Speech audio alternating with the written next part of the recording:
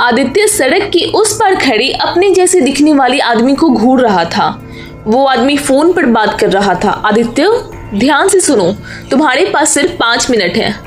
आदित्य का दिल जोर से धड़कने लगा क्योंकि उसे समझ आ गया था अब वो कॉल किसी और के फोन पर नहीं बल्कि उसके सामने खड़े उसी इंसान के फोन पर हो रही थी। और अचानक वो आदमी धीरे धीरे उसकी तरफ देखने लगा। आदित्य के हाथ पैर ठंडे पड़ गए। वो आदमी बिल्कुल उसके जैसा था, एक ही चेहरा, एक ही कद, यहाँ तक कि कपड़े भी लगभग वैसे ही। लेकिन उसकी आंखों में कुछ अजीब था, जैसे वो इंसान नहीं कुछ और हो। आदित्य घबराकर पीछे हट गया। तभी उसका फोन फिर से बज उठा। स्क्रीन पर फिर वही लिखा था, अननोन नंबर। आदित्य ने कांपते हुए फोन उठाया। हेलो। फोन पर वही जानी पहचानी आवाज आई। आदित्य, घबराओ मत, मैं फिर से बोल रहा हूँ, मैं तुम्हारा भविष्य वाला रूप हूँ। आदित्य बोला, तुम सच में कौन हो और वो बाहर खड़ा आदमी कौन है? फोन पर आवाज बोली, वो तुम्हारी परछाई नहीं है, वो एक मिमिकर है। मिमिकर? हाँ, वो ऐसी चीज है जो इंसानों की शक्ल और आवाज कॉपी कर लेती है और अगर उसे मौका मिल जाए तो वो इंसान की जगह ले लेती है। आदित्य की सांस रुक गई। मतलब वो मेरी जगह लेना चाहता है? फोन पर आवाज बोली, हाँ, और वो तभी कर सकता है जब तुम उससे डर जाओ या उससे बात करो। आदित्य ने जल्दी से फोन काट दिया, लेकिन तब तक देर हो चुकी थी। सड़क के उस पार खड़ा वो आदमी अब धीरे धीरे सड़क पार कर रहा था। हर कदम के साथ उसकी मुस्कान चौड़ी होती जा रही थी। आदित्य तुरंत मुड़ा और 30 कदमों से अपने घर की तरफ चलने लगा, लेकिन तभी उसके पीछे से आवाज आई, आदित्य। आदित्य रुक गया। उसने धीरे से पीछे देखा। वो आदमी बिल्कुल उसके सामने खड़ा था और वो बोला, इतनी जल्दी जा रहे हो? उसकी आवाज बिल्कुल आदित्य जैसी थी। आदित्य का दिल जैसे रुक गया। वो कुछ बोलने ही वाला था, तभी उसके फोन पर फिर कॉल आ गया।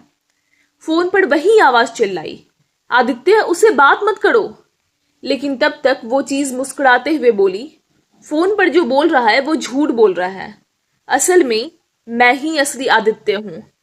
आदित्य का दिमाग घूम गया। दोनों की आवाज, दोनों का चेहरा, सब कुछ एक जैसा था। उसे समझ नहीं आ रहा था कि सच कौन है। फोन पर आवाज बोली, आदित्य, उसकी आंखों में देखो। आदित्य ने डरते डरते उस आदमी की आंखों में देखा और तभी उसने कुछ ऐसा देखा जिससे उसकी रूह कांप गई। उस आदमी की आंखों में उसका खुद का घर जलता हुआ दिखाई दे रहा था, जैसे कोई भयानक भविष्य दिख रहा हो। फोन पर आवाज धीरे से बोली, वो तुम्हारे दिमाग के डर को पढ़ सकता है। अगर तुम डरोगे तो वो मजबूत हो जाएगा। आदित्य ने गहरी सांस ली। फिर उसने उस आदमी की तरफ देखा। तुम असली नहीं हो। वो आदमी हंस पड़ा। उसकी हंसी धीरे धीरे भयानक होती गई और फिर उसका चेहरा बदलने लगा। उसकी मुस्कान और लंबी हो गई, आंखें पूरी काली हो गई और उसकी गर्दन अजीब तरह से मुड़ गई। अब वो बिल्कुल इंसान जैसा नहीं दिख रहा था। आदित्य डर के मारे पीछे हट गया। वो चीज बोली, तुम्हें लगता है तुम बच जाओगे? तुम्हारी दुनिया में आने के लिए मुझे सिर्फ एक चीज चाहिए। आदित्य कांपते हुए बोला, क्या? वो चीज धीरे धीरे उसके पास झुककर बोली, तुम्हारा नाम। आदित्य को कुछ समझ नहीं आया। नाम? फोन पर आवाज चिल्लाई, आदित्य, उसे अपना नाम मत बताना। लेकिन वो चीज हंसने लगी, क्योंकि अगर तुमने खुद अपना नाम बोल दिया तो मैं तुम बन जाऊंगा। अचानक आसमान में तेज बिजली चमकी। उस पल में आदित्य ने साफ देखा वो चीज इंसान नहीं थी। उसका शरीर जैसे परछाइयों से बना हुआ था। आदित्य ने तुरंत मुड़कर भागना शुरू कर दिया। पीछे से वो चीज चिल्लाई, भाग लो, लेकिन अगली बार मैं फिर आऊंगा। आदित्य किसी तरह घर के अंदर पहुंचा और दरवाजा बंद कर लिया। वो पूरी रात सो नहीं पाया। सुबह जब सूरज निकला तो उसे लगा शायद सब खत्म हो गया, लेकिन जैसे ही उसने अपना फोन उठाया उसकी रूह कांप गई। फोन की स्क्रीन पर एक नया कॉन्टैक्ट सेव था।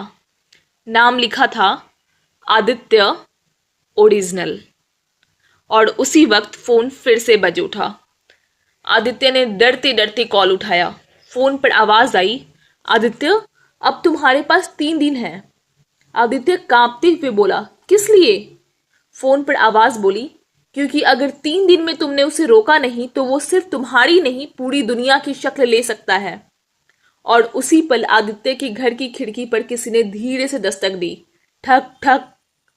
आदित्य ने खिड़की की तरफ देखा और इस बार बाहर एक नहीं 3 आदित्य खड़े थे।